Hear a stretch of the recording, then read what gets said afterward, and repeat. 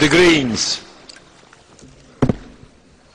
Chers collègues, j'avoue que j'aurais aimé que ce Parlement soit à la hauteur de la fierté des Tunisiens qui ont su abattre le dictateur Ben Ali. Chers collègues, le dictateur est tombé, mais la dictature, la structure de la dictature existe toujours en Tunisie. Et aujourd'hui, il faut faire très attention. Des gouvernements européens, la majorité de ce Parlement ont pendant des années soutenu la structure de la dictature et le dictateur tunisien. Encore la semaine dernière, la majorité des groupes refusaient un débat sur la Tunisie et refusaient une condamnation de Ben Ali. Ce qu'a fait la ministre des Affaires étrangères française, la ministre des Affaires étrangères, n'est que le dernier exemple de la complicité de l'Occident. Et pourquoi?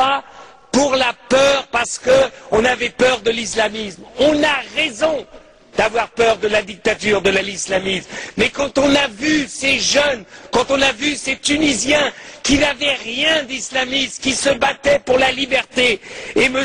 Sidi Bouzid, qui s'est immolé, c'est le Yann Palach de la Tunisie, et quand Yann Palach s'est immolé, tout ce Parlement était derrière lui. Nous ne sommes même pas capables d'être derrière Sidi Bouzid. Voilà la vérité de ce Parlement. Alors maintenant, il s'agit d'agir pour la Commission. Il s'agit simplement de dire une chose, de dire aux Tunisiens, une élection démocratique dans un pays qui vient de sortir de la dictature ne se fait pas en 2 mois. Il n'y a pas une base de démocratie. La liberté d'expression, les médias, les radios, la télévision n'existent pas. Il n'existe qu'une imprimerie d'État. C'est pour cela que je demande à la Commission qu'elle prenne l'argent de l'accord d'association et qu'elle mette cet argent au service de la liberté d'expression en Tunisie et non pas au service d'organisations gouvernementales tunisiennes. Deuxièmement, le gouvernement de transition n'est pas un gouvernement d'unité nationale. Pourquoi? Parce que la majorité de ceux qui sont battus ou qui sont en exil ne sont pas encore rentrés, ne sont pas reconnus. Donc il faudra du temps pour que des forces démocratiques, non pas des forces qui avaient été reconnues entre guillemets par Ben Ali, mais des forces réellement démocratiques puissent se développer.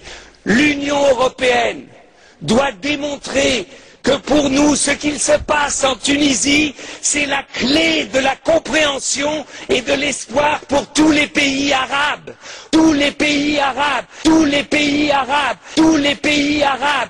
Démocratie et islam veulent aller de pair. Et si nous sommes capables de soutenir la démocratie tunisienne en train de naître, eh bien nous verrons qu'en Égypte, en Jordanie, en Syrie et partout, le peuple et les peuples vont s'élever contre leurs dictateurs.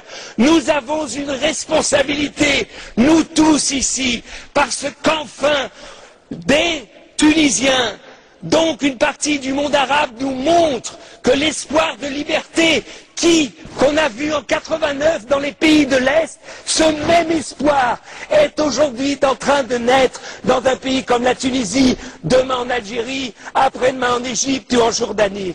Donc, c'est pour ça que c'est inimaginable que ce Parlement, eh bien, reste assis, dit, oh oui, peut-être, on ne sait pas. On ne savait pas en 89 ce qu'allait devenir la Pologne. On ne savait pas, avec Gorbatchev, ce qu'allait devenir la Russie. Si à chaque fois que les peuples demandent la liberté, on leur demande une assurance, qu'ils nous disent que c'est sûr que ça ira dans une direction, on ne soutiendra jamais la liberté. On ne la soutiendra jamais. Et c'est pour cela que je demande à la Commission, bougez, donnez, montrez aux Tunisiens que maintenant la réelle politique, c'est la politique de soutien à la démocratie et non plus à la structure de la dictature.